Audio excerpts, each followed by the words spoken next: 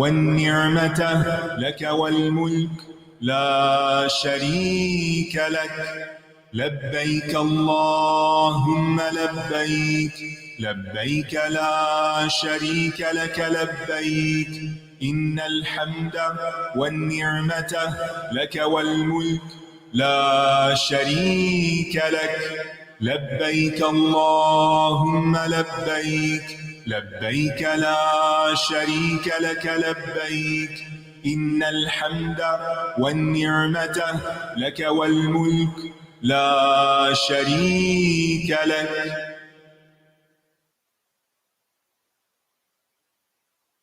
الله أكبر الله أكبر الله أكبر لا إله إلا الله الله أكبر الله أكبر ولله الحمد الله أكبر الله أكبر الله أكبر لا إله إلا الله الله أكبر الله أكبر ولله الحمد. السلام علیکم ورحمۃ اللہ وبرکاتہ. نحمده ونصلي على رسوله الكريم اما بعد فاعوذ باللہ من الشیطان الرجیم بسم اللہ الرحمن الرحیم رب اشرح لي صدری ويسر لي امری واحلل عقدۃ من لسانی یفقہوا قولی. آج ہم حج پروگرام کے سلسلے میں مزدلفہ اور یوم النحر کے بارے میں پڑھیں گے. ارشاد باری تعالیٰ ہے وَلِكُلِّ أُمَّةٍ جَعَلْنَا مَنسَكًا لِيَذْكُرُوا اسْمَ اللَّهِ عَلَى مَا رَزَقَهُم مِّن بَهِيمَةِ الْأَنْعَامِ فَإِلَٰهُكُمْ إِلَٰهٌ وَاحِدٌ فَلَهُ أَسْلِمُوا وَبَشِّرِ الْمُخْبِتِينَ الذين إذا ذكر الله وجلت قلوبهم والصابرين على ما أصابهم والمقيم الصلاة ومما رزقناهم ينفقون والبدن جعلناها لكم من شعائر الله لكم فيها خير فاذكروا اسم الله عليها صواف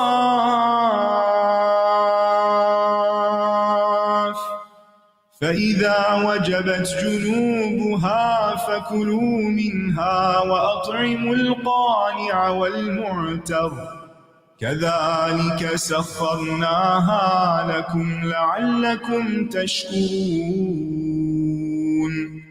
لن ينال الله لحومها ولا دماؤها ولكن يناله التقوى منكم كذلك سخرها لكم لتكبروا الله على ما هداكم وبشر المحسنين. اور ہر امت کے لیے ہم نے قربانی کا ایک طریقہ مقرر کیا ہے تاکہ وہ ان مویشی قسم کے چوپایوں پر اللہ کا نام لیں جو اس نے انہیں بطور رزق دیے ہیں. پس تمہارا الہ ایک ہی الہ ہے تو اسی کے لیے تم فرما بردار ہو جاؤ اور عاجزی کرنے والوں کو خوشخبری سنا دیجیے. وہ لوگ کہ جب اللہ کا ذکر کیا جاتا ہے تو ان کے دل کانپ اٹھتے ہیں اور جب انہیں کوئی مصیبت پہنچتی ہے اس پر صبر کرتے ہیں اور نماز قائم کرتے ہیں اور جو رزق ہم نے انہیں دیا اس میں سے وہ خرچ کرتے ہیں. اور قربانی کے اونٹ ہم نے انہیں تمہارے لیے اللہ کی نشانیاں بنایا ہے، ان میں تمہارے لیے بہت بھلائی ہے. پس صف بستہ کھڑا کر کے ان پر اللہ کا نام لو، پھر جب ان کے پہلو زمین پر گر پڑیں تو ان میں سے خود بھی کھاؤ اور قناعت کرنے والے اور سوال کرنے والے کو بھی کھلاؤ۔ اسی طرح ہم نے ان کو تمہارے لیے مسخر کیا تاکہ تم شکر ادا کرو۔ اللہ کو ان کے گوشت اور ان کے خون ہرگز نہیں پہنچتے، لیکن اسے صرف تمہاری طرف سے تقوی پہنچتا ہے۔ اسی طرح اس نے انہیں تمہارے لیے مسخر کیا ہے تاکہ تم اللہ کی بڑائی بیان کرو، اس طریقے پر جو اس نے تمہیں ہدایت دی، اور نیکی کرنے والوں کو خوشخبری سنا دیجیے۔ یہ آیات سورۃ الحج میں آئی ہیں۔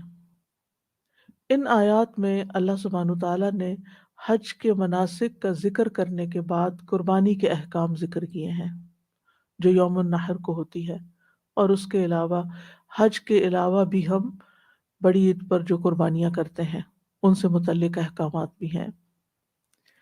اس سے پچھلی آیت میں اللہ تعالیٰ نے قربانی کے جانوروں کے بارے میں فرمایا تھا لَكُمْ فِيهَا مَنَافِعُ لَكُمْ فِيهَا مَنَافِعُ إِلَىٰ أَجَلٍ مُّسَمًّى ثُمَّ مَحِلُّهَا إِلَى الْبَيْتِ الْعَتِيقِ، تمہارے لیے ان میں ایک مقرر وقت تک کئی فائدے ہیں، پھر ان کے حلال ہونے کی جگہ اس قدیم گھر کی طرف ہے۔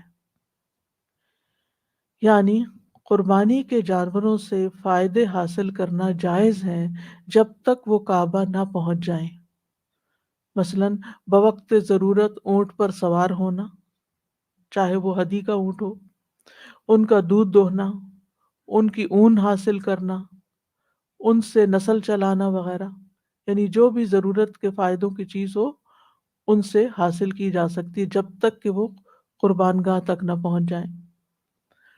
اس کے بعد اللہ سبحانہ تعالیٰ نے ان آیات میں یہ بتایا کہ قربانی پیش کرنا تمام انبیاء کی شریعتوں میں ایک لازمی جز رہا ہے، یعنی یہ چیز صرف محمد صلی اللہ علیہ وسلم یا آپ کے امتیوں ہی کے لیے نہیں ہے، بلکہ پچھلی شریعتوں میں بھی قربانی کرنے کا طریقہ رہا ہے۔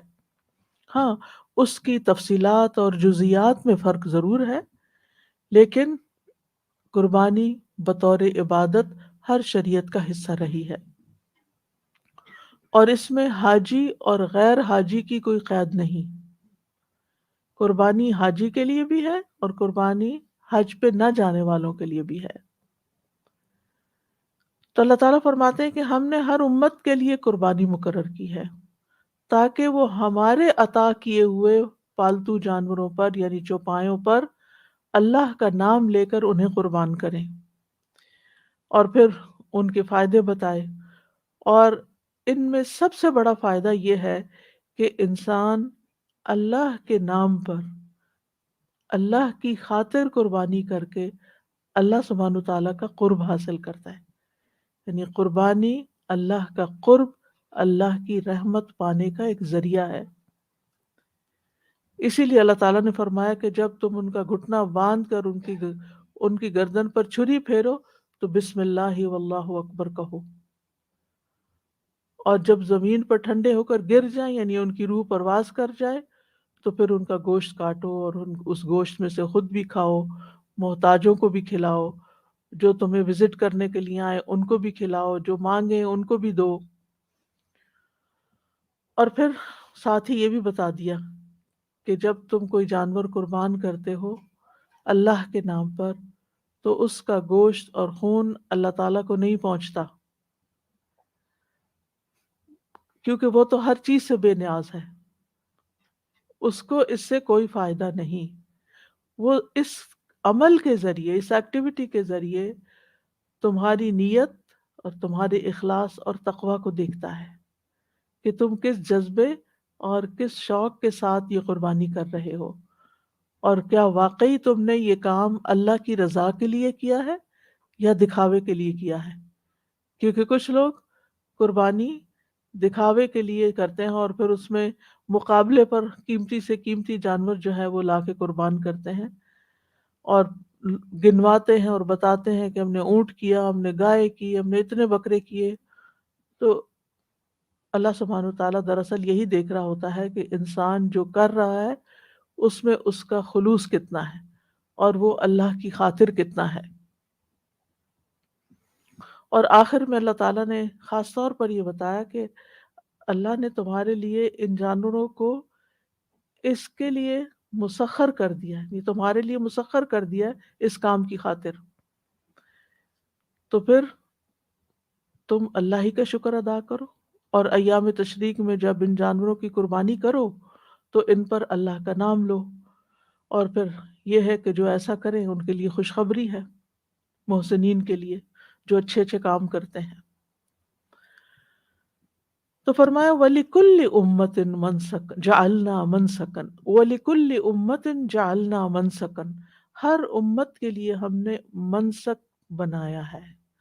منسک کے تین معنی ہو سکتے ہیں، نمبر ایک عبادت، نمبر دو عبادت کی جگہ، اور نمبر تین قربانی۔ یعنی ہم نے ہر امت کے لیے عبادت کے طریقے اور قربانی مقرر کی ہے، اور یہاں ان آیات کے کانٹیکس میں قربانی کا معنی زیادہ مناسب ہے، کیونکہ آگے جانوروں پر اللہ کا نام لینے کا ذکر آ رہا ہے، تو یہاں مراد اس سے قربانی ہے۔ امام مجاہد بھی کہتے ہیں کہ اس سے مراد یہاں قربانی ہے، یعنی قربانی کا جو حکم اس امت کو دیا جا رہا ہے یہ کوئی نیا حکم نہیں ہے، بلکہ یہ سابقہ تمام امتوں میں ضروری قرار دیا گیا۔ اور پھر حکمت یہ ہے اس میں کہ ان جانوروں پر اللہ کا نام لیا جائے، اللہ کا اور ان کو قربان کر کے اللہ کا شکر ادا کیا جائے، تاکہ اللہ سبحانہ وتعالیٰ انسان کو مزید خیر و برکت سے نوازے۔ اور پھر ان کا کھانا اور ان کی کھال اور ان کے دیگر فوائد تو اپنی جگہ ہیں ہی۔ اور پھر لِيَذْكُرُ اسْمَ اللَّهِ، اللہ کا نام اس پر ذکر کرے، یہ تاکید ہے، لہذا گوشت اسی وقت حلال ہوتا ہے جب اس پر اللہ کا نام لیا جاتا ہے، کیونکہ یعنی کہ دنیا میں قربانی صرف مسلمان ہی نہیں کرتے، دیگر قومیں بھی قربانی کرتی رہی ہیں اور ابھی بھی کرتی ہیں۔ وہ عام طور پر بتوں کے نام پہ قربانی کرتی ہیں یا اپنے دیوتاؤں کے نام پہ قربانی کرتی ہیں، اس میں بعض اوقات وہ انسانوں تک کی قربانی بھی کر جاتے تھے۔ اور آج بھی آپ دیکھیں کہ مسلمانوں کے اندر اللہ کی خاطر قربانی کرنے کی بجائے بعض اوقات وہ مختلف آستانوں پہ جا کے، مزاروں پہ جا کے بکرے دیتے ہیں یا غیر اللہ کے نام پہ قربانی کرتے ہیں۔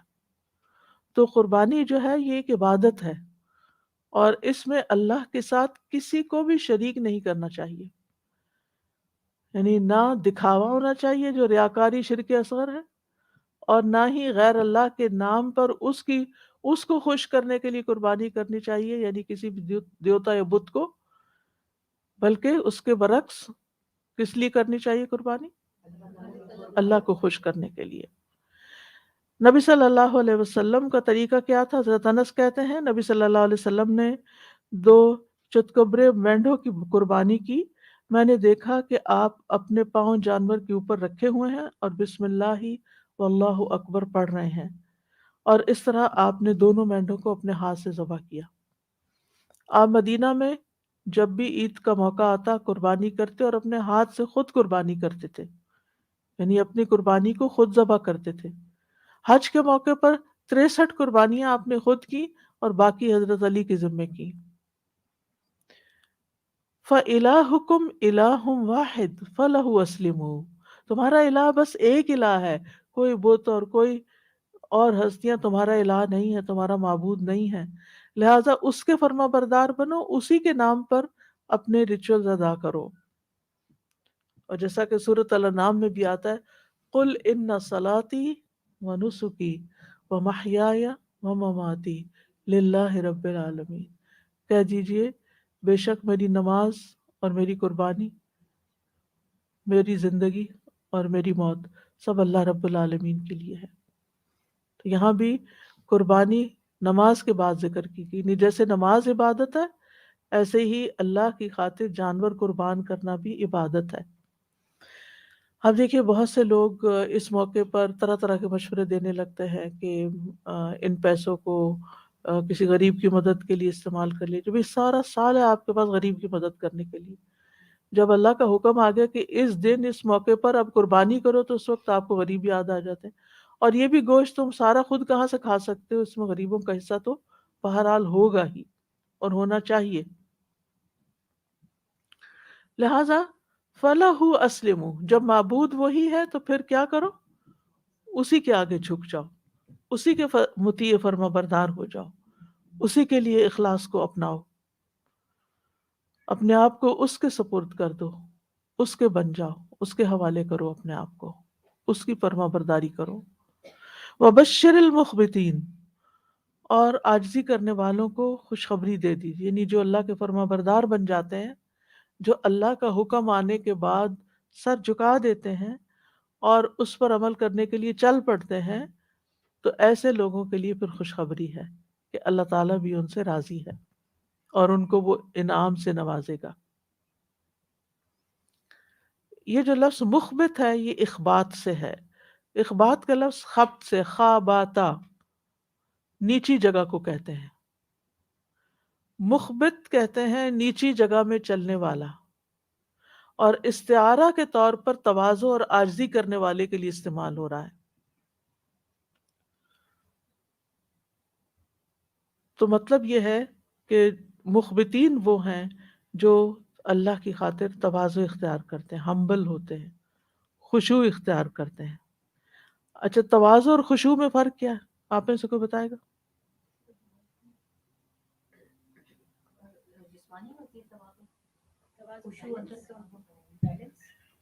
تواضع اخلاق میں ہوتا ہے اور خشوع بدن میں ہوتا ہے۔ خشوع جسم کے سکون کو کہتے ہیں اور جھکنے کو کہتے ہیں، اور تواضع انسان جب کسی سے معاملہ کرتا ہے، بات کرتا ہے، لین دین کرتا ہے، اس وقت ایک ہمبل رویہ اختیار کرتا ہے۔ مخبتین کا ایک اور معنی یہ بھی کیا گیا کہ اللہ سے ڈرنے والے، اسی طرح اللہ کے ذکر سے مطمئن ہونے والے، ان کے دل اللہ کے ذکر سے پگھل جاتے ہیں، یعنی جھک جاتے ہیں اندر سے۔ مخبتین وہ جو اللہ کے لیے خالص ہوتے ہیں، وہ جن کے دل نرم ہوتے ہیں اللہ کے لیے، بندوں کے لیے بھی، عبادت میں خوب محنت کرنے والے، اللہ کے حکم پر مطمئن کہ حکم ملا ہے بس یہی کریں گے، جھک گئے۔ وہ لوگ جو ظلم نہیں کرتے اور جب ان پہ ظلم کیا جائے تو انتقام نہیں لیتے، ان کو بھی مخبت کہا جاتا ہے۔ کئی معنی، یعنی یہ ایسا جامع لفظ ہے کہ جس کی کئی جہتیں ہیں۔ جہتیں سے مراد یہ کہ کئی ڈائمینشنز ہیں یا کئی طرح سے اس کو استعمال کیا جاتا ہے۔ اور پھر آپ دیکھیں کہ مخبت نہ صرف یہ کہ اللہ کے آگے جھکنے والے، بلکہ اپنے اخلاق میں بھی بندوں کے ساتھ نرمی کا اور تواضع کا معاملہ کرنے والے، یعنی ان میں ذرا برابر تکبر نہیں ہوتا، ہمبل ہوتے ہیں۔ تو یہاں حج کے سلسلے میں یہ بات بیان ہو رہی ہے، تو اس کا مطلب یہ ہے کہ حاجی اور عمرہ کرنے والا اللہ تعالیٰ کے ہر حکم پر لبیک کہتا چلا جاتا ہے، اپنی مرضی نہیں کرتا، جو بات سمجھ میں آتی ہے اس پر بھی عمل کرتا ہے اور جو بات عقل میں نہیں آتی وہ بھی کرتا ہے، کہ میرے رب کا حکم ہے، مجھے یہاں بلایا گیا ہے، مجھے یہاں دعوت دی گئی ہے، اب جو مجھ سے کہا جائے گا میں وہ کروں گا۔ اس میں احرام کا پہننا، احرام میں مردوں کے لیے سر ننگا رکھنا، کندھا ننگا رکھنا، بس 2 چادریں پہننا، اور کئی پابندیاں اختیار کرنا، لبیک بولنا، منا، عرفات، مزدلفہ، ان میں جو جو کام کرنے ہیں وہ کرنا، طواف اور سعی، قربانی، یہ ساری چیزیں کرتے چلے جاتے ہیں۔ حدیث میں بھی آتا ہے کہ مومن عاجزی کرنے والے ہوتے ہیں۔ رسول اللہ صلی اللہ علیہ وسلم نے فرمایا مومن آسان اور نرم ہوتے ہیں، یعنی ان سے ڈیلنگ آسان ہوتی ہے، اس مانوس اونٹ کی طرح کہ اگر اس کو اپنے پیچھے چلایا جائے تو مطیع ہو کر چلتا آتا ہے، اور اگر اس کو پیچھے سے ہانکا جائے تو آگے چلتا جاتا ہے، اگر تم اس کو چٹان پہ بھی بٹھا دو وہاں بھی بیٹھ جائے گا۔ حالانکہ آپ دیکھیں کہ اونٹ کتنا مضبوط اور کتنا قوی جانور ہے، کتنا اونچا لمبا اور کتنا اسٹرانگ، لیکن انسان کے آگے کتنا ہمبل ہے کہ ایک بچہ بھی اگر اس کو چلائے تو اس کے پیچھے چل پڑتا ہے۔ اس کے مقابلے میں بھیڑیا وزن میں بھی کم ہے، سائز میں بھی کم ہے، لیکن آپ اس کو کنٹرول نہیں کر سکتے، وہ آپ کے لیے مسخر نہیں کیا گیا. تو یہ اللہ کی نشانیوں میں سے ہے. تو جس طرح اللہ نے تمہارے لیے یہ جانور گائے اور بھینس کو دیکھے کتنی وزنی اور بھاری ہوتی ہیں، لیکن پھر کس طرح انسان ان کا دودھ دو لیتا ہے، تو ان کو چلا لیتا ہے. بعض اوقات وہ ان سے سواری بردباری کا بھی کام لیتا ہے جو بیل ہوتے ہیں، تو وہ انسان کے بس میں ہے، قابو میں ہے. اس کے برعکس آپ دیکھیں کہ شیر ہو، چیتا ہو، بھلا ان کو قابو تو کرے. کتنا مشکل کام ہے. وہ تو ہم ہی ذبح کر جاتے. تو اللہ کے محبوب بندے جو ہیں وہ ایمان میں اسٹرانگ ہوتے ہیں لیکن ہمبل ہوتے ہیں. ایک اور حدیث میں آتا ہے بلا شبہ اہل زمین میں سے اللہ کے کچھ برتن ہیں اور تمہارے رب کے برتن اس کے نیک لوگوں کے دل ہیں، اور ان میں سے اسے سب سے زیادہ پسندیدہ وہ ہیں جو نرمی کرنے والے اور شفقت کرنے والے ہیں، یعنی انسان. معاذ بن جبل کہتے ہیں بندہ اس وقت تک ایمان کی چوٹی تک نہیں پہنچ سکتا جب تک انکساری اسے بلند مرتبے سے زیادہ عزیز نہ ہو جائے. منکسر المزاج رہنا اس کو زیادہ اچھا لگتا ہے بجائے اس کے کہ وہ اکڑ کے رہے. اور لوگوں کے لیے اور دنیا کا تھوڑا ساز و سامان اسے زیادہ محبوب نہ ہو جائے. اور جن لوگوں سے محبت اور نفرت کرتا ہے وہ ان سے حق کے مطابق ہی محبت اور نفرت کرے، یعنی جتنا جس کا حق ہو اتنی ہی اس سے محبت کرے، اور جتنی جس کو نفرت جس سے کرنی چاہیے بس اتنی کرے، اور جس سے نہیں کرنی چاہیے اس سے نہ کرے. اور لوگوں کے لیے اسی طرح فیصلہ کرے جس طرح وہ اپنی ذات اور اپنے گھر والوں کے لیے فیصلہ کرتا ہے. رسول اللہ صلی اللہ علیہ وسلم نے فرمایا کیا میں تم لوگوں کو ایسے شخص کے متعلق نہ بتاؤں جس پر دوزخ کی آگ حرام ہے اور وہ آگ پر حرام ہے؟ ہر وہ شخص جو قریب رہنے والا ہے، نرم ہے اور آسان ہے. اب سوال یہ پیدا ہوتا ہے کہ احکامات تو حج کے بیان ہو رہے ہیں اور قربانیوں کا ذکر ہو رہا ہے، اور یہاں پر مخبتین کی بات کیوں شروع ہو گئی؟ کیونکہ حج کے موقع پر اس نرمی، عاجزی اور ایک دوسرے کا خیال رکھنے کی سب سے زیادہ ضرورت ہوتی ہے، کیونکہ وہاں انسان تھکا بھی ہوتا ہے اور بہت سے اس کے اوپر کرنے والے کام بھی ہوتے ہیں، اور بعض اوقات انسان کا مزاج اس تھکاوٹ کی وجہ سے چڑچڑا ہو جاتا ہے. آپ نے دیکھا ہوگا کہ جیسے روزے کی وجہ سے بعض اوقات انسان کے اندر چڑچڑا پن آ جاتا ہے، بھوک کی وجہ سے غصہ سا آ جاتا ہے یا چڑچڑا پن آ جاتا ہے، اسی طرح حج اور عمرے پر عین ممکن ہے کہ انسان کے اندر تھکاوٹ اور بھوک اور سفر اور گرمی اور پسینے اور ان ساری پریشانیوں کی وجہ سے اس کے اندر ایک چڑچڑا پن آ جائے، اور پھر وہ اپنے ساتھیوں اور اپنے دوستوں اور اپنے ساتھ والے لوگوں کو تکلیف دینا شروع کر دے. اس لیے اس وقت اپنے آپ کو کنٹرول کرنا اور مخبت بننا یہ انتہائی ضروری ہے.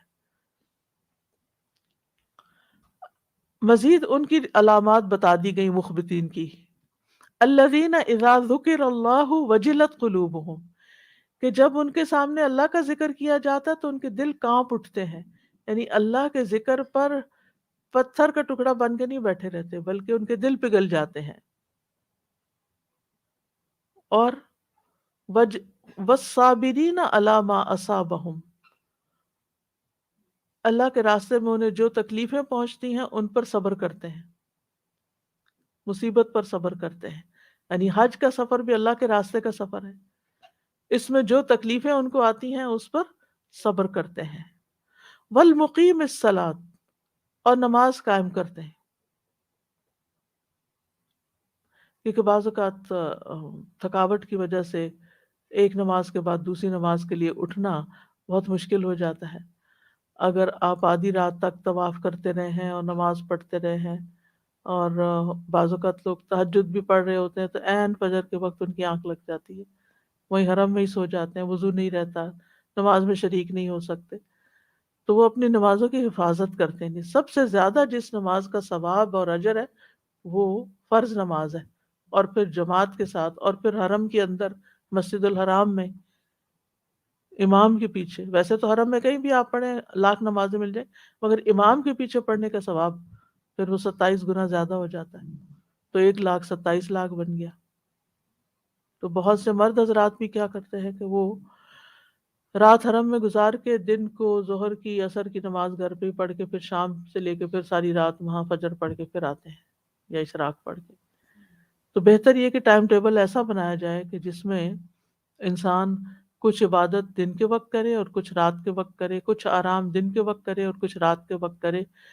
فرض نمازوں کو میک شور کرے کہ وہ امام کے پیچھے جماعت کے ساتھ ہی پڑھ رہا ہے، اس میں کوتاہی نہ کرے۔ ہاں، عورتوں کے لیے رخصت ہے، عورتیں جہاں ٹھہری ہوئی ہیں وہاں پڑھ سکتی ہیں، لیکن مردوں کے لیے جماعت کی نماز لازم ہے۔ تو کیونکہ وہ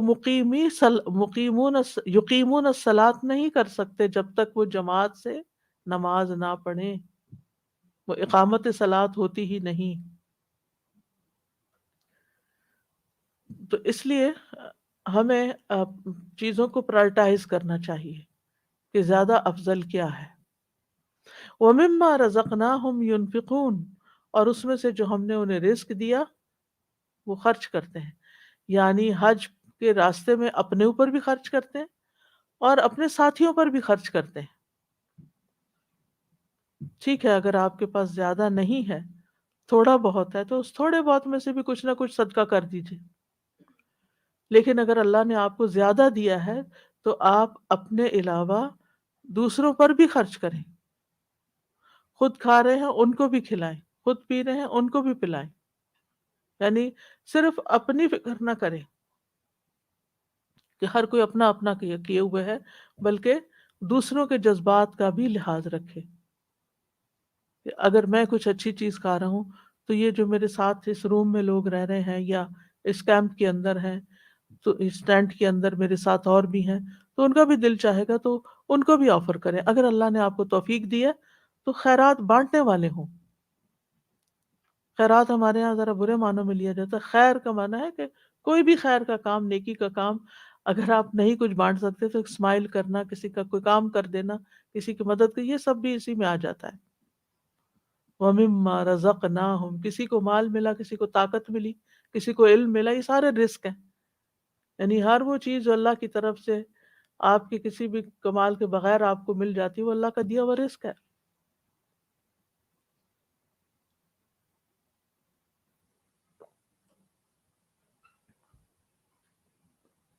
تو پہلی صفت کیا بتائی کہ جب اللہ کا نام لیا جاتا ہے، اللہ کو یاد کیا جاتا ہے، تو ان کے دل وجلت، وجل کہتے ہیں دل ہی دل میں خوف محسوس کرنا۔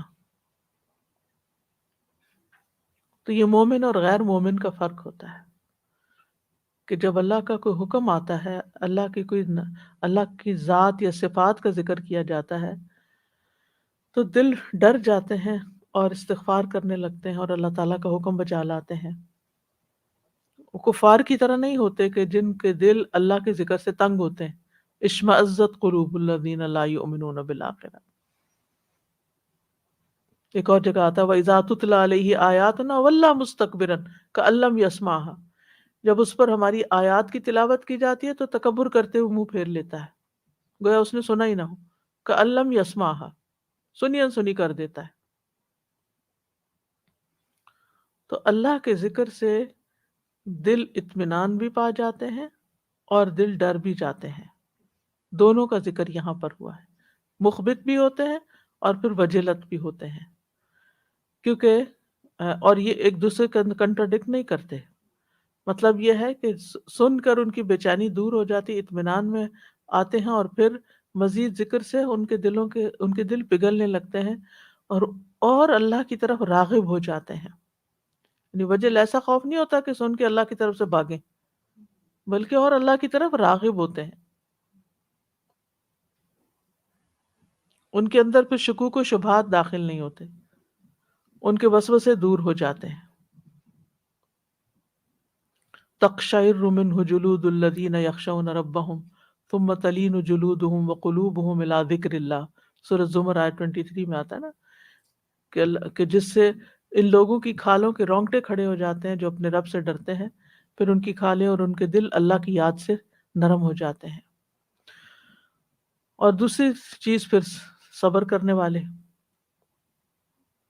یعنی سفر حج میں جتنی بھی مشکلات اور اذیتیں پیش آتی ہیں، بعض لوگوں کے سخت رویے یا خود غرضی کی وجہ سے حالات مشکل ہو جاتے ہیں، یا پھر بھوک، بیماری اور رکاوٹیں راستے کی پریشان کرتی ہیں، ان سب موقعوں پر صبر سے کام لیتے۔ اب صبر کیا ہے؟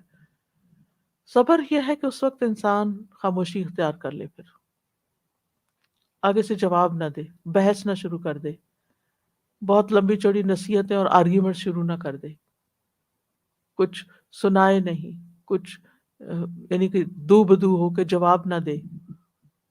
اگر کسی ایک کو غصہ تھوڑا آ ہی گیا ہے تو دوسرا اس کو خاموشی اختیار کر لے، معاملہ ٹھنڈا ہو جاتا ہے۔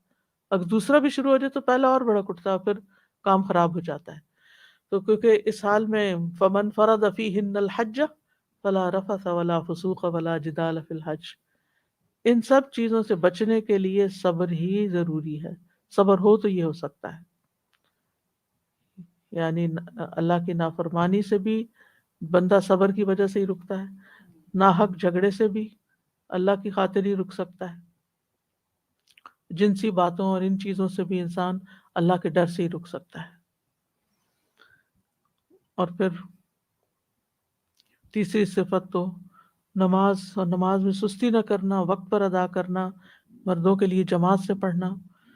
چوتھی صفت مما رزقناہم ینفقون ہو گئی، اور اس میں جو من ہے، من ما، مطلب یہ ہے کہ یہ نہیں کہا جائے کہ سارا ہی دے ڈالو، اس میں سے جو ہم نے دیا ہے اس میں سے کچھ حصہ دے دو، اور اس میں قربانی پر بھی خرچ کرتے ہیں، پھر اس کے علاوہ جو محتاج فقیر لوگ ہیں ان پہ بھی خرچ کرتے ہیں۔ نیکسٹ ہے وَالْبُدْنَ جَعَلْنَاهَا لَكُم مِّن شَعَائِرِ اللَّهِ، اور قربانی کے جانور، بدنہ جو ہے یہ بدنت ان کی جمع ہے۔ بدنہ کا اطلاق اونٹ، گائے، بھینس وغیرہ پر ہوتا ہے، زیادہ استعمال اونٹوں پر ہوتا ہے جن کی جسامت بڑی ہوتی ہے، اس وجہ سے ان کو بدنہ کہا جاتا ہے، بدن والے، موٹے تازے۔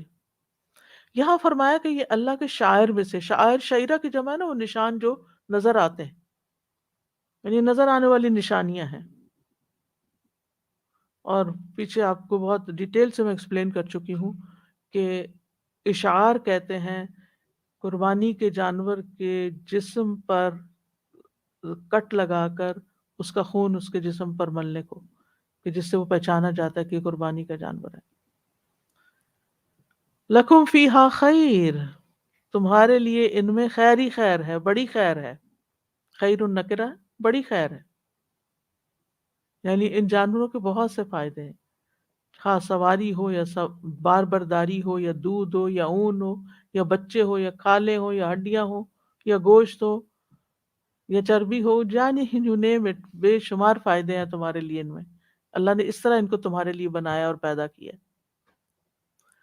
اور جب تم انہیں قربان کرتے ہو دنیا کے فائدے تو اٹھاتے ہوئے ہو، اس قربانی کی وجہ سے آخرت میں بہت بڑا اجر اپنے لیے سمیٹ لیتے ہو، یعنی دونوں چیزوں کو مد نظر رکھا جائے۔ فاذکروا اسم اللہ علیہا صواف، اب ان پر اللہ کا نام لو، صواف یعنی کھڑا کر کے قطار میں، صف، ذبح کرتے وقت ان پر بسم اللہ پڑھو۔ اب بار بار اللہ کے نام کا ذکر کیا جا رہا ہے، ویسے بھی آپ کو معلوم ہے حج اور عمرے کا سفر تو ہے ہی اللہ کی یاد کے لیے، اور خصوصاً یہ ایام تشریق اور یوم النحر جس میں قربانیاں کی جائیں گی۔ صواف جو ہے یہ صافت ان کی جمع ہے، اور صف کا معنی ہوتا ہے قطار، یعنی اگر قربانی کے اونٹ زیادہ ہوں تو پہلے ان کو لائن میں کھڑا کر لو، صف بستہ رکھ کر لو، پھر ایک ایک کو نہر کرو۔ اس سے قربانی کرنے کا عمل خوبصورت ہو جاتا ہے، یہ نہیں کہ ایک بھیڑ اکٹھی کر لو، ایک کو کھینچ کے لاؤ، پھر وہ یعنی ان کو پہلے ارینج کرو، آرگنائز کرو۔ اس سے قربانی کے جمال و جلال میں اضافہ ہوتا ہے۔ اور دوسرا یہ ہے کہ انہیں کھڑا کر کے نحر کرو، لٹا کے نہیں ذبح کرو. اونٹ کو کیسے ذبح کرتے ہیں؟ کھڑا کر کے. زیاد بن جبیر کہتے ہیں میں نے دیکھا عبداللہ بن عمر ایک شخص کے پاس آئے جو اپنا اونٹ بٹھا کے نہر کر رہا تھا. آپ نے فرمایا اسے کھڑا کرو، باندھو پھر نہر کرو. یعنی اس کا دائیں گھٹنا باندھ دیا جاتا ہے نا تاکہ وہ آگے نہ بڑھ سکے، چل نہ پڑے. تو انہوں نے فرمایا کہ یہی محمد صلی اللہ علیہ وسلم کی سنت ہے. فَإِذَا وَجَبَتْ جُنُوبُهَا، یعنی اونٹ کے نہر کا طریقہ بتایا جا رہا ہے یہاں کہ اونٹ کو اگلی بائیں ٹانگ کہتے ہیں، بائیں ٹانگ اس کی باندھی جائے، پھر اس کے سینے کے گڑھے میں جو یہاں ایک گڑھا سا نہیں ہوتا جہاں سے گردن شروع ہوتی ہے، یہاں کسی چھرے یا نیزے یا برچھے سے بسم اللہ اللہ اکبر پڑھ کر اس کو اندر یعنی مارا جائے، اور پھر اس سے وہ خون نکلنے لگتا ہے. ایسے لگتا ہے جیسے پرنالہ نہیں بہ رہا تھا، کبھی آپ نے چھت سے پانی گرتے ہوئے دیکھا ہوگا، ایگزیکٹلی وہی سین ہوتا ہے. میں نے تو ٹیپ کھول دی کسی نے. تو جب سارا خون اس کا نکل جاتا ہے پھر اونٹ کھڑا نہیں رہ سکتا، کافی دیر کھڑا رہتا ہے، کیونکہ میں نے یہ قریب سے دیکھا ہے منظر. اور پھر جب نیچے گر جائے اور بالکل ٹھنڈا ہو جائے تو اس وقت اس کی کھال اتاری جائے. اس سے پہلے اس کے جسم کا کوئی حصہ مزید نہیں کاٹا جائے گا، صرف نحر کیا جائے گا، خون نکالا جائے گا اور بعد میں اس کا جسم صاف کیا جائے گا. جانوروں کو ہمیشہ اچھے طریقے سے ذبح کرنا چاہیے. رسول اللہ صلی اللہ علیہ وسلم نے فرمایا بلا شبہ اللہ تعالیٰ نے ہر چیز کے ساتھ احسان کو واجب کیا ہے. ہر چیز کے، ہر کام اچھے سے کرو. بس جب تم قتل کرو تو اچھے طریقے سے، اور جب تم جانور ذبح کرو تو اچھے طریقے سے ذبح کرو. تم میں سے ہر ایک کو چاہیے کہ اپنی چھری تیز کر لے اور اپنے ذبیحہ کو راحت پہنچائے. یعنی جو جانور ذبح کر رہے ہو اس کو راحت پہنچائے. یہ جب لکھا ہے نا کہ قتل کرو تو اچھے طریقے سے، اس کا یہ مطلب نہیں کہ لوگوں کو قتل کرنا شروع کر دو. اس کا مطلب یہ ہے کہ جب جنگ وغیرہ میں یا ویسے کوئی جو قصاص کے طور پر جب ہوتا ہے تو پھر سزا میں، تو اس وقت یہ نہیں کہ اذیت دے دے کے مارو اس کو. تو جب جانور ذبح کر چکو تو پھر کیا کرو؟ کتنی ڈیٹیل بتائی اللہ تعالیٰ نے. فَكُلُوا مِنْهَا، اب کھاؤ اس میں سے. تو یہ قرآن مجید کی یہ آیات اور یہ احکامات قربانی کے سیزن کے قریب پڑھنے کی ضرورت ہوتی ہے تاکہ پوری روح اور پورے شعور کے ساتھ یہ کام کریں. صرف ہمارے بندے نہیں کہ پیسے دے دیے یا کوئی جا کے وہاں ذبح کر کے ہمیں میٹ لا دے یا پیک کر دے یا فریز کر کے دے دے. تو کوشش یہی کرنی چاہیے کہ اس موقع پر انسان حاضر ہو اور خود اپنے ہاتھ سے کرے. یعنی مردوں کے لیے، عورتیں بھی کر سکتی ہیں لیکن عمومی طور پہ مردوں کے لیے. اور پھر یہ کہ اس کے گوشت کی تقسیم اور ان چیزوں میں انسان یعنی اپنا ایک حصہ ڈالے اور پھر اس کو پکائے اور پھر اس کو کھائے اور شکر ادا کرے. کیونکہ بعض اوقات یہ ہوتا ہے نا کہ اچھا یہ تو اللہ کی خاطر کیا ہے، اب یہ صدقہ ہے تو اب اس میں سے تو ہم خود نہیں کھا سکتے. نہیں، قربانی کا گوشت خود بھی کھا سکتے ہیں. ہاں، جب غریبوں کے نام پہ آپ صدقہ کرتے ہیں تو اس میں سے پھر خود نہیں کھا سکتے. جی. جو استاذہ بکرا ذبح کرتے ہیں اس کو تو کہتے ہیں کہ جب وہ اس کا گوشت گرم ہی ہوتا ہے تو اس کی کھال اتار سکتے ہیں ورنہ پھر مشکل ہو جاتا ہے، لیکن اونٹ کو بالکل اس کا یہ ٹھنڈا ہونا مطلب چاہیے. نہیں 3-4 گھنٹے چھوڑ دو، اچھا، صرف یہ ٹیسٹ کرتے ہیں اس وقت کہ کوئی اس کے اندر حرکت تو نہیں باقی او رہی. اچھا، یہ مطلب یہ مطلب یعنی ٹو میک شور کہ روح نکل گئی ہے بس. یعنی روح ہوتے ہوئے مجھے یاد ہے ایک دفعہ بچپن میں نے کہیں دیکھا تھا کسی نے بھیڑ ذبح کی آخری دن اور وہ شام ہونے کے قریب تھی، شاید ان کو لانے میں دیر ہوئی، اور جب اس کا گوشت کاٹا گیا تو گوشت جو پلیٹ میں رکھا ہوا تھا اس کی سکن ایسے ہل رہی تھی. یہ میں نے اپنی آنکھوں سے دیکھا ہے. تو اس سے پرہیز کرنے کی ضرورت ہے. پوری طرح روح نکل چکی ہو. اور اس کی ٹیسٹنگ کے طریقے ہیں، جو لوگ ہر وقت دن رات ذبح کرتے ہیں ان کو پتا ہے کہ تیار ہے یا نہیں. لیکن بعض اوقات وہ کر کر کے نا تو بے حس بھی ہو چکے ہوتے ہیں. تو اس لیے خود بھی میک شور کرنا چاہیے کہ ایسے کوئی ظلم نہ ہو، کیونکہ احسان کے خلاف ہے. فرمایا فَكُلُوا مِنْهَا، اس میں سے خود بھی کھاؤ، وَأَطْعِمُوا الْقَانِعَ وَالْمُعْتَرَّ، اور جو قناعت کیا ہوا ہے اور جو اپنی ضرورت پیش کر دے اس کو بھی کھلاؤ. رسول اللہ صلی اللہ علیہ وسلم کی آزاد کردہ غلام صوبان سے روایت ہے کہ رسول اللہ صلی اللہ علیہ وسلم نے مجھے حجۃ الوداع کے موقع پر فرمایا یہ گوشت پکاؤ۔ صوبان کہتے ہیں میں نے اس گوشت کو پکا کر رکھا، آپ مدینہ منورہ پہنچنے تک اسی میں سے کھاتے رہے، یعنی اچھی طرح پکا لیا ہوگا نا کہ وہ خراب نہ ہو۔ اور وہاں پر تو آپ کو پتہ ہے اب تک لوگ گوشت سکھاتے ہیں اور نمک لگا کے سکھا لیتے ہیں، اور وہ سوکھا گوشت بہت مزے کا ہوتا ہے، اگر ہو سکتا ہے بچپن میں آپ نے بھی کبھی کھایا ہو، ہماری نانی سکھایا کرتی تھی، اور وہ اب تو لوگ چاکلیٹ اور اس طرح کی چیزیں سک کرتے ہیں، چباتے ہیں یہ کچھ، لیکن وہ بالکل ایسے ہی ایک منہ میں رکھ کے کافی دیر تک اس کا رس چوسنے کے بعد اس کو کھایا جاتا ہے۔ تو آپ صلی اللہ علیہ وسلم مدینہ پہنچنے تک اس میں سے کھاتے رہے۔ تو اس سے کیا پتہ چلتا ہے کہ اسی دن گوشت کو ختم کرنا ضروری نہیں ہے، بلکہ آپ کئی دن تک اس کو کسی بھی، چاہے سکھا کے، چاہے فریز کر کے، چاہے پکا کے، ایسے طریقے سے رکھ کے پھر اس کو کھا سکتے ہیں۔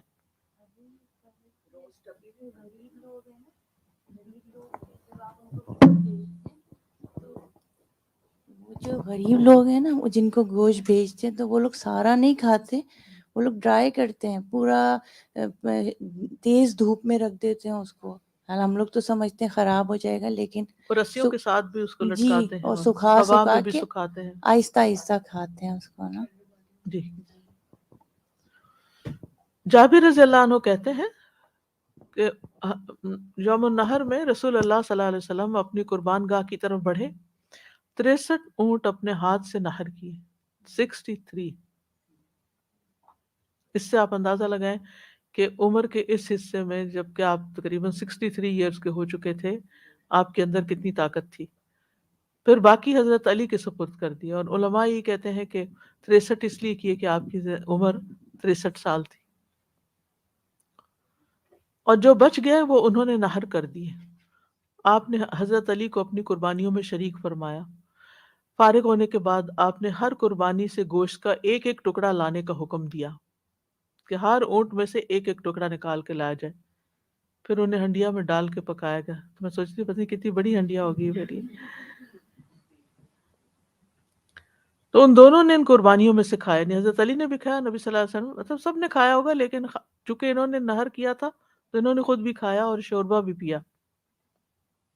تو قانع کہتے ہیں قناعت کرنے والے کو، کہ جو اللہ نے دیا ہے اس پر صبر کرے اور کسی کے آگے ہاتھ نہ پھیلائے، اور معتر کہتے ہیں اپنی ضرورت پیش کر دینے والے کو، یعنی جو سوال کر لے۔ تو دونوں کے لیے جائز ہے، دونوں کو ہی دیا جا سکتا ہے، یعنی قربانی کے گوشت میں سب کا حصہ ہے، اپنا بھی، حاجت مندوں کا بھی۔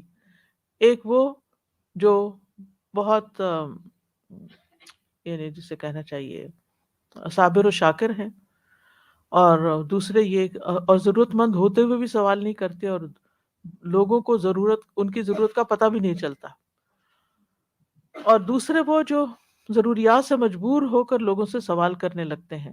تو اللہ تعالیٰ نے دونوں کا ذکر کر دیا کہ دونوں کو دیا جا سکتا ہے۔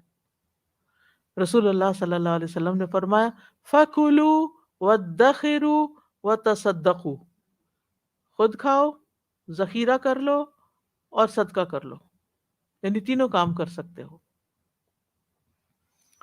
پھر اس گوشت کو خود تقسیم کیا جائے۔ ایک شخص منا کے میدان میں نبی صلی اللہ علیہ وسلم کے پاس حاضر ہوئے، اس وقت نبی صلی اللہ علیہ وسلم قربانی کا گوشت تقسیم کر رہے تھے، یعنی آپ خود اس کام پر لگے ہوئے تھے۔ آگے فرمایا کذالک سخرناها لکم لعلکم تشکرون، اس طرح ہم نے ان جانوروں کو تمہارے لیے مسخر کیا تاکہ تم شکر ادا کرو، یعنی اتنے بڑے بڑے قوی ہیکل اونٹ بیل جو طاقت میں تم سے کہیں زیادہ ہے تمہارے تابع کر دیے، وہ سرنڈر کیے ہوئے تمہارے سامنے، تم اپنے آپ کو اللہ کے تابع کرو، جبکہ تم اس سے بھاگ نہیں سکتے، اللہ کو عاجز نہیں کر سکتے، یہ جانور تو تمہیں عاجز بھی کر سکتے ہیں۔ تو مطلب یہ ہے کہ جو فائدہ اٹھانا چاہو ان سے اٹھاؤ، لیکن اس کے بعد یہ ہے کہ اللہ کا شکر ادا کرو۔ آخر میں فرمایا لن ینال اللہ لحومها ولا دماؤها ولکن ینالہ التقوی منکم، اللہ تعالیٰ کو ان جانوروں کا گوشت اور خون نہیں پہنچتا، لیکن اس کو تقوی پہنچتا ہے۔ گوشت تو تم خود کھا جاتے ہو، خون تو بہہ کے زمین میں چلا جاتا ہے، یہ تو سب زمین پہ ہی رہ گیا، کچھ تمہارے پیٹ میں چلا گیا، کوئی زمین کے پیٹ میں چلا گیا، اللہ تعالیٰ کو تو کچھ بھی نہیں پہنچا۔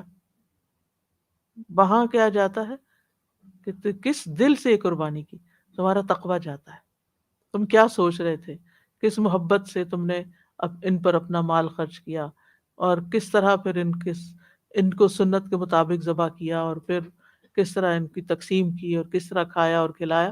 یعنی سحری عید کا جو منظر ہے وہ اللہ تعالیٰ کے سامنے ہے، وہ دیکھ رہا ہے کیا کرتے ہو تم۔ جاہلیت کے زمانے میں لوگ جب اونٹ وغیرہ ذبح کرتے تھے تو اس کا خون جمع کر کے پھر جا کے بتوں پہ ملتے تھے، چھڑکتے تھے، ملتے تھے۔ لیکن یہاں فرمایا کہ اسلام میں ایسا کچھ نہیں ہے، اللہ تعالیٰ کو یہ خون نہیں چاہیے۔ تمہارے معبود جو ہیں ان کو خون چاہیے لیکن اللہ کو نہیں چاہیے۔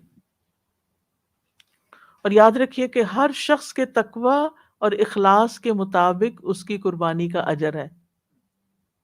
ٹھیک ہے، سائز کا بڑا چھوٹا ہونا بھی میٹر کرتا ہے، لیکن اصل بات یہ ہے کہ تمہارا دل کتنا تھا یہ کام کرنے کو، کس محبت اور شوق سے کیا تم نے یہ کام، کیونکہ اللہ تعالیٰ دلوں کو دیکھتا ہے۔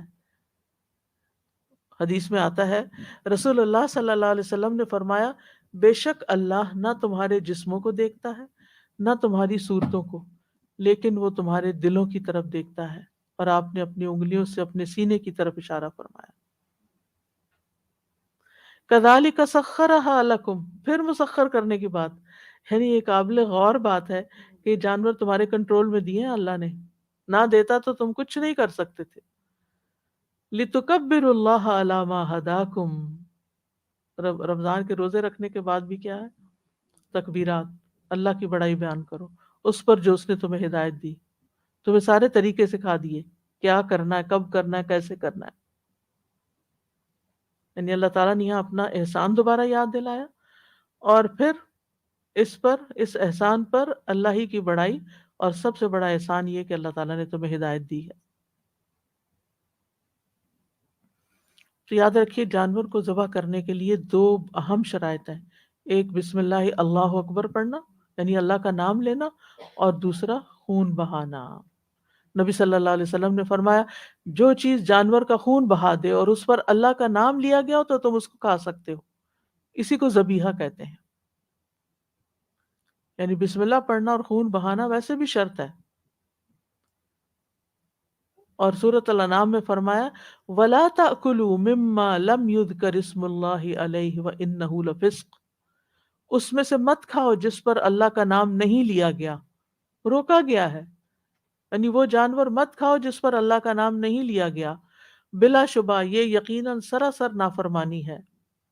یعنی اگر کوئی اللہ کا نام لیے بغیر جانور ذبح کر رہا ہے تو وہ جانور حلال نہیں ہے، حرام ہے۔ اور پھر آپ دیکھیے کہ یہاں جو تکبیر کی بات ہے، تو حج کے سارے مناسک ادا کرتے ہوئے تکبیرات پڑھنی چاہیے، اور خصوصاً ایام تشریق میں تکبیرات پڑھنی چاہیے۔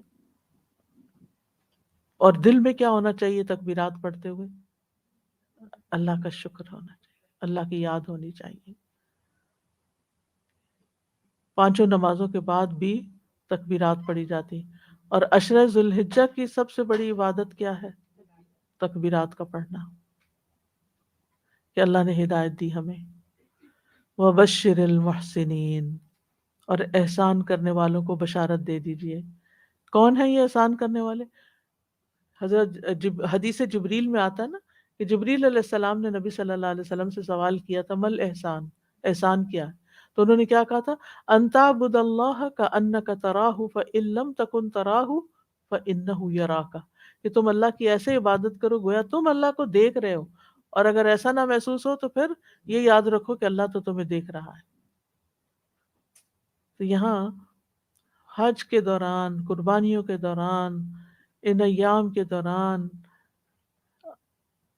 تقوی اور احسان یہ اپنے ساتھ رکھو، یہ محسوس کرو کہ اللہ تمہیں دیکھ رہا ہے، اس کو تمہاری ساری قربانی کا پتہ ہے۔ جانور تو تم نے قربان کیا جو تمہارے نفس کی قربانی ہے، یا وقت کی قربانی ہے، یا مال کی قربانی ہے، یہ سب بھی اللہ کی نگاہ میں ہے، اور اس پر اللہ تعالیٰ بدلہ دے گا۔ خوشخبری دے دو یعنی جنہوں نے احسان کے درجے پر حج کیا، قربانیاں کی، ان کے لیے خوشخبریاں ہیں، گڈ نیوز ہے۔ تو محسنین وہ ہوتے ہیں کہ جو اللہ کے ساتھ بھی معاملہ کرتے ہوئے، عبادت کرتے ہوئے بھی احسان کے درجے میں عبادت کرتے ہیں، اور بندوں کے ساتھ بھی معاملہ کرتے ہوئے احسان کے درجے میں کام کرتے ہیں، ان سے اچھے سلوک سے پیش آتے ہیں، ان کو مالی یا کوئی علمی فائدہ پہنچاتے ہیں، یا اپنے جاہ و منصب کے ذریعے کو فائدہ دیتے ہیں، ان کی خیر خواہی کرتے ہیں، ان کو کسی نیکی کا حکم دیتے ہیں، برائی سے روک دیتے ہیں، کوئی اچھی بات کہہ دیتے ہیں، یہ سب احسان میں آتا ہے۔ سورۃ البقرہ میں آتا ہے وَأَحْسِنُوا إِنَّ اللَّهَ يُحِبُّ الْمُحْسِنِينَ، تو محسنین کی بشارت کیا کہ انہیں اللہ کی محبت حاصل ہو جاتی ہے۔ اور هل جزاء الإحسان إلا الإحسان، احسان کے بدلہ احسان، اللہ یعنی تم نیکی کرو گے تو تمہارے ساتھ بھی اللہ تعالیٰ احسان کا معاملہ فرمائیں گے۔ وَسَنَزِيدُ الْمُحْسِنِينَ، اور احسان کیا ہوتا ہے؟ کسی کے حق سے زیادہ اس کو دینا، یعنی تمہیں بہت کچھ ملے گا، زندگی میں تمہارے راستے آسان ہو جائیں گے۔ آپ کچھ کہنا کہیں؟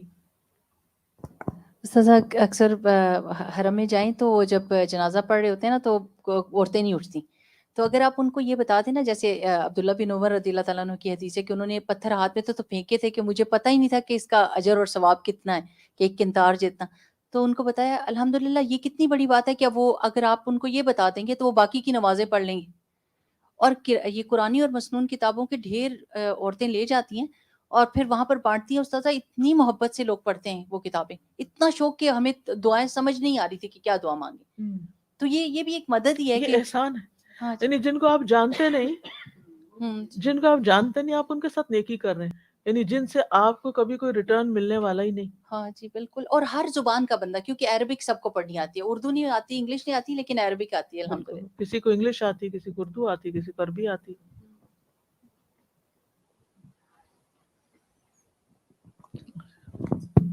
استاذہ جی احسان کے بارے میں مجھے خیال آ رہا تھا کہ بہت ساری نیکیاں وہاں جا کے کرنے میں ہرس بھی ہوتی ہے، لوگ کرتے بھی ہیں، لیکن بہت دفعہ ایک جو احسان والی بات ہے نا کہ لوگوں کو معاف کر دینا، درگزر کر دینا، وہ نہیں کرتے۔ یعنی نہیں کوئی کرتے۔ زندگی میں فیملی کے ایشوز ہیں، بس سب کے لیے دعائیں کی، بس اس ایک بندے کے لیے دعا بھی نہیں کی، یا ادروائز بھی چھوٹی چھوٹی باتوں پہ وہ جو درگزر والی بات ہے نا، بعض اوقات that is like a bigger challenge on your نفس، کہ آپ وہی کر لیں تو بہتری ہو بہت جائے۔ بڑا احسان ہے۔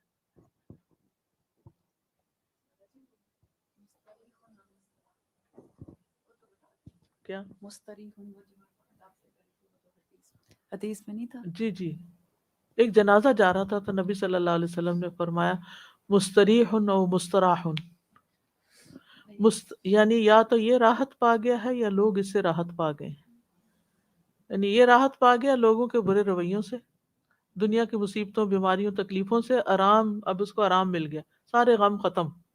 بندہ مومن کے ساتھ تو یہی ہوتا ہے نا، موت اس کے لیے خوشخبری لے کر آتی ہے، اور دنیا میں ہر دم اس کو کوئی نہ کوئی جو تکلیف، بیماری، پریشانی رہتی ہے وہ ساری ختم ہو جاتی ہے، اور وہ چین سے سو جاتا ہے جا کے، اور قیامت کے دن اٹھے گا۔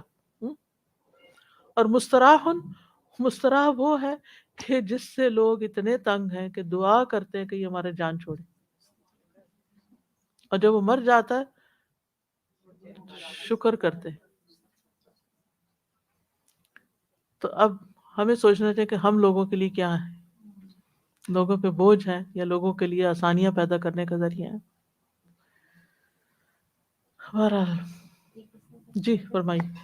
ہم واپس آ رہے تھے تو جو کینیڈا واپسی کا رستہ تھا تو سب ایک جہاز میں آنا تھا، سب لوگوں نے، ہمارا گروپ تھا، لیکن استاذہ جو بحث مباحثہ تھا آپس میں، ایک جہاز میں لائن میں لگے ہوئے، میرے سے پہلے یہ کیوں چلا گیا اور میں پیچھے کیوں، اور میں کہہ رہی تھی کہ یہ اس میں لڑنے کی بات ہے، چھوڑ کے تھوڑی جانا۔ تھوڑی دیر کے بعد سارے اسی جہاز میں بیٹھے ہوئے تھے، لیکن وہ جو ایک وہ فتنے میں پڑ گئے۔ نہ صرف یہ کہ اندر جاتے ہوئے فتنے میں لوگ پڑتے ہیں، اللہ رحم کرے، جس جہاز میں مسلمانوں کی اکثریت ہوتی ہے وہ جہاز ابھی رکتا نہیں کہ کیبنز کھلنے لگتے ہیں۔ مجھے سمجھ نہیں آتی کہ اتنی جلدی کس بات کی ہے، کس بات کی جلدی ہے، گھر ہی جانا ہے نا، اور شوق سے گھر سے نکلے تھے سیر کرنے، وہ منع کر رہے ہوتے، اور یقین کریں ایک دفعہ میرے سر پہ کوئی چیز آ کے لگی، تو یعنی اتنا ڈینجرس ہے کہ وہ جہاز ابھی ڈول رہا ہے، موڑ کاٹ رہا ہے، پارک کر رہا ہے، جو بھی، لیکن یہ کہ لوگوں کو سمجھ نہیں آتی سامان کون لے جائے گا، کہاں لے جائے گا. ٹھیک ہے، اگر آپ کو فکر، آپ نظر رکھیں کہ کوئی اور آپ کا ملتا جلتا نہ لے جائے، غلطی سے نہ لے جائے، لیکن یہ کہ اور دوسروں پہ شک کرنے کی وجہ بہتر ہے اپنی نشانیاں لگا کے جائیں، کچھ ربن وبن باندھ کے جائیں، پتہ چلے. کیونکہ بعضوں کے سوٹ کیسز اب اس بالکل ایک جیسے ہوتے ہیں اور کوئی فرق نہیں ہوتا، اور ایسی غلطیاں ہوتی بھی ہیں اور آپ کے علم میں بھی ہوگی کہ وہ کسی اور کا بیگ اٹھا لائے اور پھر پیسنجر ملا بھی نہ. تو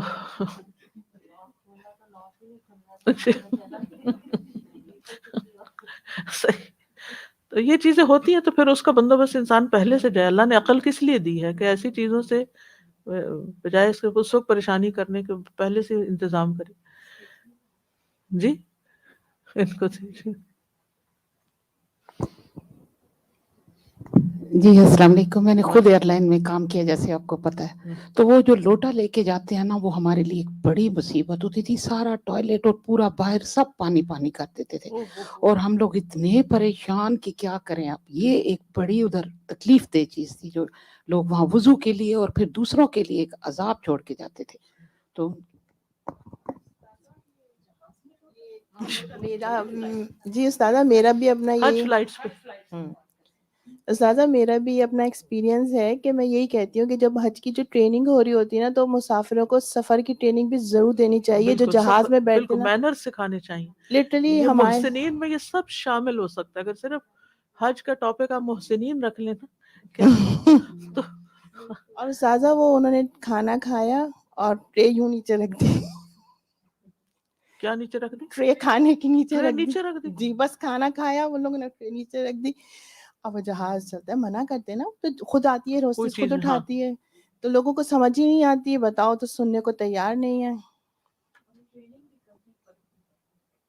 عادتیں بچپن سے پختہ ہوئی ہیں. جب ماں باپ نے ہی نہیں کی تو بڑے ہو کے کیا ہوگی. لیکن چلیں کہ جس کے دل میں اللہ کا ڈر ہوگا کچھ نہ کچھ سمجھ ہی جائے گا.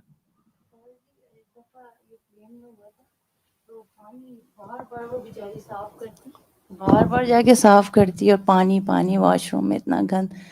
تو پھر اناؤنس کیا کسی نے، وہی جو وہاں پہ ایئر ہوسٹس، اگر آپ لوگوں نے واش روم میں پانی گرایا تو انجن میں خرابی ہو سکتی ہے اور جہاز گر سکتا ہے نا. جب ایسا واش روم صاف ہوا کہ آپ یقین کریں کہ بعد میں تو مجھے لگتا ہے کوئی صاف ہی نہیں کرتا، ایسے اٹھ کے اندر.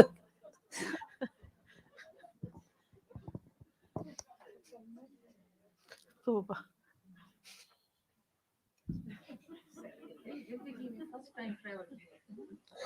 اگر موت کا ڈر سیدھا کر سکتا تو اللہ کا ڈر کیوں نہیں کرتا.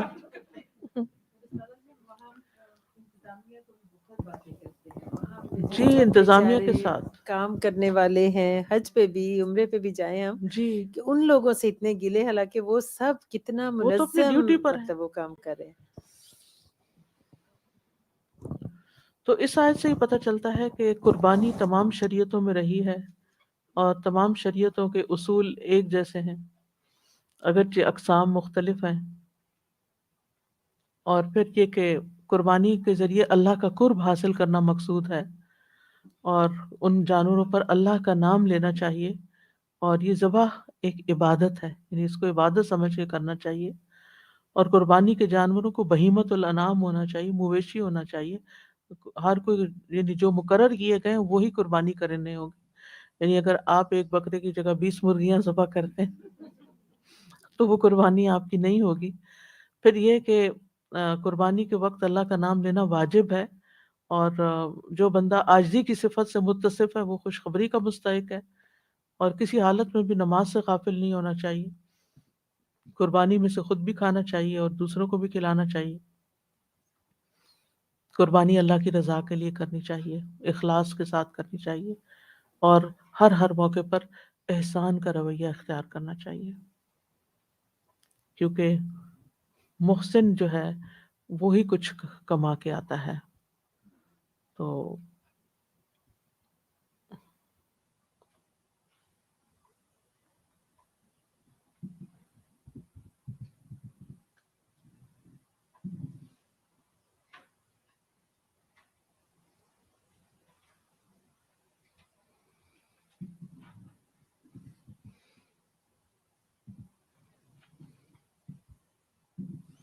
بہرحال اب کچھ احکامات حج سے متعلق مزدلفہ، کل ہم نے عرفہ پہ ختم کیا تھا. تو غروب آفتاب کے بعد نماز مغرب ادا کیے بغیر عرفات سے مزدلفہ کی طرف روانہ ہوا جاتا ہے. نبی صلی اللہ علیہ وسلم نے عرفہ میں وقوف کیا حتیٰ کہ سورج غروب ہو گیا اور ٹکیا کے غائب ہو جانے کے بعد کچھ زردی بھی ختم ہو گئی. پھر آپ نے اسامہ بن زید کو اپنے پیچھے بٹھا لیا اور رسول اللہ صلی اللہ علیہ وسلم عرفات سے چل پڑے. ٹھیک ہے، یعنی نہ صرف یہ کہ سورج غروب ہوا بلکہ تھوڑی زردی بھی کم ہوئی تو پھر آپ نکلے عرفات سے، اس سے پہلے نہیں نکلنا چاہیے. حضرت علی سے روایت ہے کہ آپ صلی اللہ علیہ وسلم عرفات سے سورج غروب ہونے کے بعد روانہ ہوئے.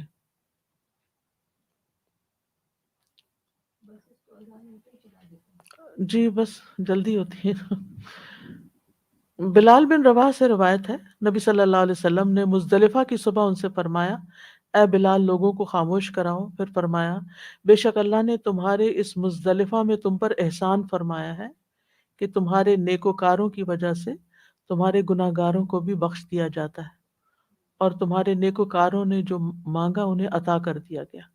یعنی یہاں پر گناہوں کی بخشش ہوتی ہے. جو رات مزدلفہ میں گزاری جاتی ہے اور گناہوں کی بخشش بھی ہوتی ہے اور دعائیں بھی قبول ہوتی ہیں جو دل ہی دل میں انسان مانگ رہا ہوتا ہے.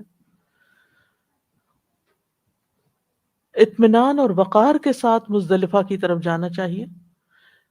حضرت ابن عباس کہتے ہیں کہ رسول اللہ صلی اللہ علیہ وسلم عرفات سے اطمینان اور سکون کے ساتھ چلے، کوئی جلدی نہیں مچائی. جب آپ جا رہے تھے تو آپ نے اپنے پیچھے بہت شور و غل اور اونٹوں کو مارنے کی آوازیں سنی، تو آپ نے ان کی طرف اپنے کوڑے سے اشارہ کیا اور فرمایا، لوگوں اطمینان اختیار کرو، اس لیے کہ اونٹوں کا دوڑانا کوئی نیکی نہیں ہے. تو اسی طرح کار ہو، بس ہو، کچھ بھی ہو. حضرت علی کہتے ہیں آپ اسامہ رضی اللہ عنہ کو اپنے پیچھے سوار کر کے چلے، پھر آپ اپنی اونٹنی پر درمیانی چال سے روانہ ہوئے. لوگ دائیں بائیں اونٹوں کو مار رہے تھے، آپ ان کی طرف متوجہ ہوتے تھے اور فرما رہے تھے، اے لوگوں سکون کے ساتھ، اے لوگوں سکون کے ساتھ. السکینۃ السکینۃ ایھا الناس، یہ آپ کے الفاظ تھے. لیکن جب آپ وسیع میدان کوئی پاتے، کھلی جگہ پاتے جہاں پر کوئی ایسی پریشانی کسی کے لیے، تو پھر آپ اونٹ کو تیز بھی کر لیتے تھے. راستہ بھر تلبیہ کہا، راستہ بھر تلبیہ کہتے رہے. یعنی یہ نبی صلی اللہ علیہ وسلم سے نہیں کہ آپ کہتے رہے، اس راستے میں تلبیہ پکارنا چاہیے، یوں آپ اس جملے کو رکھے. عبد الرحمن بن یزید سے روایت ہے کہ عبداللہ رضی اللہ عنہ جس وقت مزدلفہ سے واپس ہوئے تو تلبیہ پڑھتے رہے. لوگ کہنے لگے کہ یہ ایک دیہاتی، کیا یہ دیہاتی آدمی ہے؟ حضرت عبداللہ نے فرمایا، کیا لوگ بھول گئے ہیں یا گمراہ ہو گئے؟ میں نے اس ذات سے سنا جس پر سورۃ البقرہ نازل کی گئی، وہ اس جگہ فرما رہے تھے لبیک اللہم لبیک. یعنی نبی صلی اللہ علیہ وسلم اس راستے میں تلبیہ پڑھ رہے تھے. اور ایک اور روایت میں بھی آتا ہے کہ جمرہ عقبہ کی رمی تک آپ تلبیہ کہتے رہے، یعنی اگلے دن بھی صبح. مزدلفہ سارا ٹھہرنے کی جگہ ہے، یعنی سارے کا سارا مزدلفہ وقوف کی جگہ ہے. اس کو مزدلفہ بھی کہا جاتا ہے اور جمع بھی کہا جاتا ہے، جمع. مزدلفہ پہنچ کر مغرب اور عشاء کی نمازیں جمع اور قصر ادا کی جائیں گی. آپ نے عشاء کو جلدی کر لیا، مغرب کو تھوڑا دیر سے کر کے اکٹھا کر لیا ایک جگہ، اور اگلے دن فجر کی نماز اس کے وقت سے پہلے سے مراد یہ نہیں کہ وہ اذان سے بھی پہلے پڑھ لی، یعنی عام دنوں میں جس وقت پڑھتے تھے اس سے اور ارلی پڑھی، گویا اذان کے ساتھ ہی دونوں، یا وقت داخل ہونے کے ساتھ ہی دونوں نمازیں ایک اذان اور 2 اقامت کے ساتھ ادا کریں، بیچ میں وقفہ نہیں ہوگا، کوئی سنت نفل نہیں ہے. ابن عمر کہتے ہیں مزدلفہ میں نبی صلی اللہ علیہ وسلم نے مغرب اور عشاء ایک ساتھ ملا کر پڑھی تھی، ہر نماز الگ الگ تکبیر کے ساتھ نہ ان دونوں کے درمیان کوئی نفل اور سنت پڑی، نہ ان کے بعد۔ اس سے علماء کہتے ہیں کہ آپ نے وطر نہیں پڑھے تھے اس رات، وہ ایک رات ہے جس میں آپ نے وطر نہیں پڑھے۔ مزدلفہ کی رات سو کر گزاری ہے۔ نبی صلی اللہ علیہ وسلم نے نماز عشاء پڑھنے کے بعد آرام کیا طلوع فجر تک، اور پھر ارلی فجر پڑھ لی۔ کر سکتے ہیں، چھوٹے چھوٹے گروپ اپنی اپنی جماعتیں کر سکتے ہیں، کیونکہ اگر سب کا انتظار کیا جائے گا نا تو وہ بہت لیٹ ہو جائے گا۔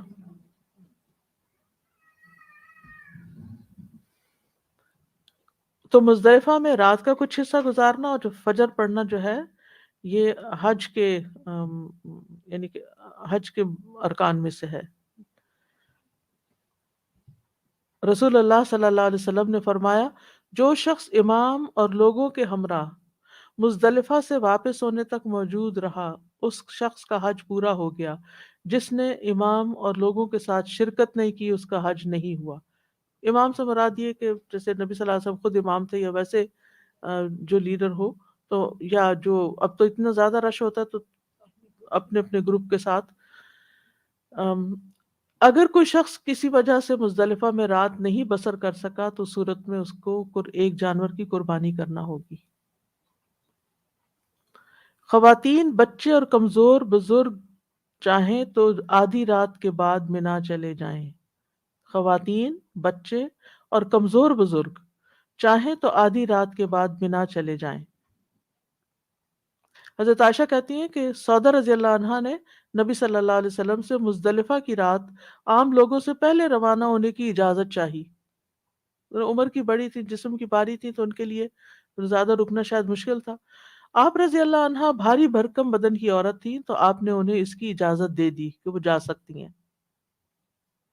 عبداللہ بن عمر اپنے گھر کے کمزوروں کو پہلے ہی بھیج دیا کرتے تھے، اور وہ رات ہی میں مزدلفہ میں مشعر حرام کے پاس آ کر ٹھہرتے اور اپنی طاقت کے مطابق اللہ کا ذکر کرتے، پھر امام کے ٹھہرنے اور لوٹنے سے پہلے ہی منا آ جاتے۔ بعض تو منا فجر کی نماز کے وقت پہنچتے اور بعض اس کے بعد۔ جب منا پہنچتے تو کنکریاں مارتے۔ ابن عمر فرمایا کرتے تھے کہ رسول اللہ صلی اللہ علیہ وسلم نے ان سب لوگوں کو یہ اجازت دی ہے کہ وہ منا میں فجر پڑھ لیں، کیونکہ مزدلفہ سے منا جاتے ہیں نا، تو منا پہنچ کے فجر پڑھ لیں، منا پہنچ کے جاتے ہی کنکریاں مار لیں، کر سکتے ہیں۔ حضرت اسماء کہتی ہیں، حضرت اسماء کے غلام کہتے ہیں کہ مزدلفہ کی رات وہ پوچھتی تھی کیا چاند غائب ہو گیا؟ وہ کیوں پوچھتی تھی؟ کیونکہ وہ نابینا ہو گئی تھی۔ تو میں جواب دیتا کہ جی ہاں، تو پھر وہ کہتی منا چلو، یعنی اب ہم نکل جاتے ہیں۔ پھر ہم نکلتے، منا پہنچتے، حتیٰ کہ وہ جمرہ کو رمی کرتی۔ خواتین اور کمزوروں کو ساتھ لے جانے والے صحت مند لوگ بھی نکل سکتے ہیں، قوی لوگ بھی نکل سکتے ہیں، کیونکہ وہ ان کو سپورٹ دے رہے ہیں، جیسے بس ڈرائیورز ہیں یا گھر کے کوئی افراد ہیں کہ جنہوں نے مریض کو لے کے جانا ہے، تو وہ بھی جلدی نکل سکتا ہے۔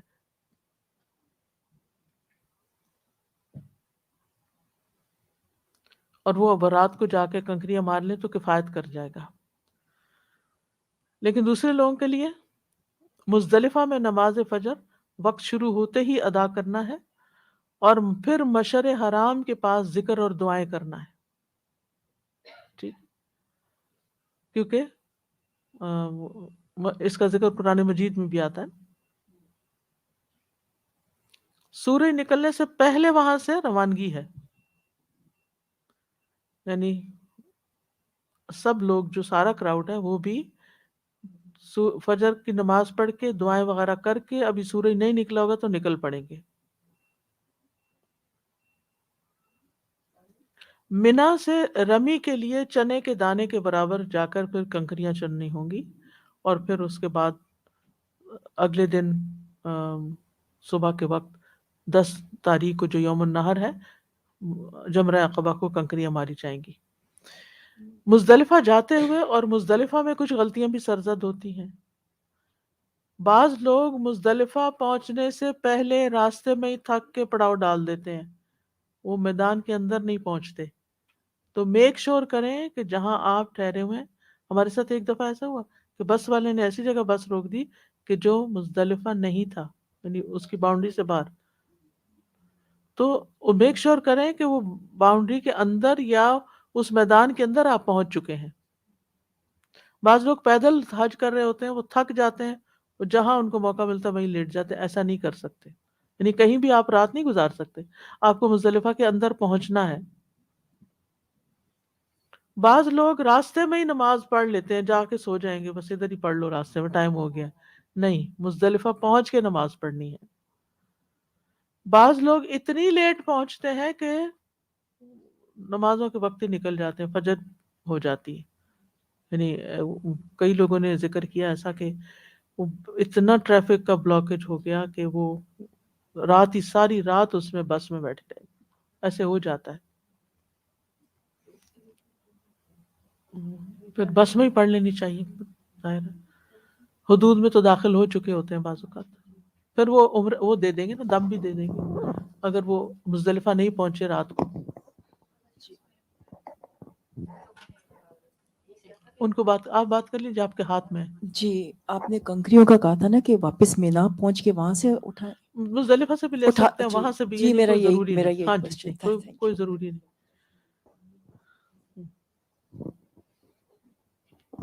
سادہ جی اس میں یہ ہوتا ہے نا کہ اگر ٹریفک بہت زیادہ کیونکہ زیادہ پھنس جاتے ہیں پیچھے لوگ، تو جو لوگ پیدل چل سکتے ہیں وہ پیدل آ کے باؤنڈری کے اندر آ جائیں. جی. ایک تو یہ تھی، اور دوسرا یہ کہ معذوروں نے جنہوں نے واپس جانا ہے رات کو وہ پہلے سے ہی بتائیں، کیونکہ ٹریفک سب بلاک ہوتی ہے اور نکل نہیں سکتے. وہ اپنے گروپس کے لیڈرز کو پہلے بتا دیتے ہیں کہ ہمارے پاس 7 معذور ہیں یا بچے ہیں تو ہم جلدی نکل جائیں گے. ٹھیک. پھر بعض لوگ نماز فجر وقت سے پہلے ہی پڑھ لیتے ہیں کہ واش روم خالی ہیں، جلدی سے وضو کرو نماز پڑھ لو. تو ایسا بھی نہیں کر سکتے. بعض لوگ بہت تھوڑی دیر بعد ٹچ ہی کرتے ہیں مزدلفہ کو نکل جاتے ہیں. یہ بھی درست نہیں ہے، یہ بہت سنگین غلطی ہے. معذوروں کی بات اور ہے، بیماروں کی بات اور ہے، بوڑھوں کی بات اور ہے، لیکن جو صحیح سلامت ہیں، اڈلٹس ہیں، وہ ایسا نہیں کر سکتے. بعض لوگ مزدلفہ کی رات سوتے نہیں ہیں، تلاوت اور عبادت اور نوافل پڑھتے رہتے ہیں. یہ بھی درست نہیں ہے، یہ سنت کی مخالفت ہے. بعض لوگ مزدلفہ میں سورج نکلنے تک ٹھہرے رہتے ہیں، سورج نکلنے کے بعد حرکت کرتے ہیں. یہ بھی درست نہیں ہے. تو ان غلطیوں سے پرہیز کرنی چاہیے. اب ہے 10 ذوالحجہ یوم النحر. انشاءاللہ ہم ٹیوزڈے کو کریں گے. وینسڈے کو انشاءاللہ ہم کریں گے عشرہ ذوالحجہ کے بارے میں بات کریں گے. تو اور لوگوں کو بھی آپ بتا سکتے ہیں تاکہ ایک ریمائنڈر ہو جائے سب کے لیے، اور عشرہ ذوالحجہ کی فضیلت اور اس میں کرنے کے کام اور یہ سب. اور 10 ذوالحجہ کو قربانی کے بارے میں، یوم النحر کے اندر کرنے والے کام جو ہیں ان کے بارے میں بات ہوگی. تو اللہ سبحانہ و تعالیٰ قبول کرے. وآخر دعوانا ان الحمدللہ رب العالمین. فلار کیا ہوا؟ چھپ گیا؟ ٹیوزڈے کا چھپ گیا؟ اچھا ٹھیک ہے، میں نے کہا کہ شاید.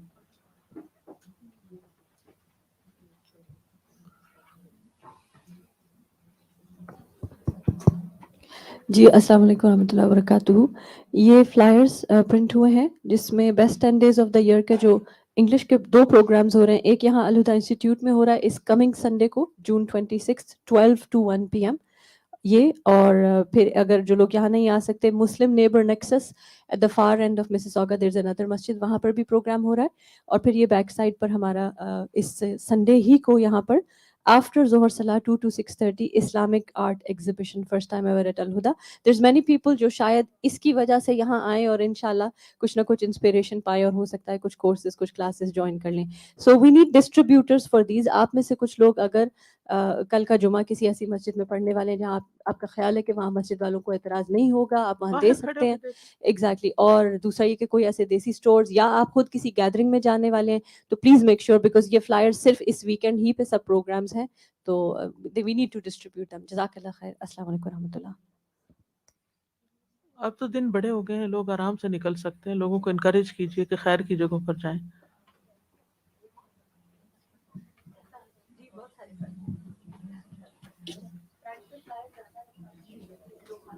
اللهم صل على محمد وعلى محمد كما صليت على إبراهيم وعلى آل إبراهيم إنك حميد مجيد اللهم بارك على محمد وعلى آل محمد كما باركت على إبراهيم وعلى آل إبراهيم إنك حميد مجيد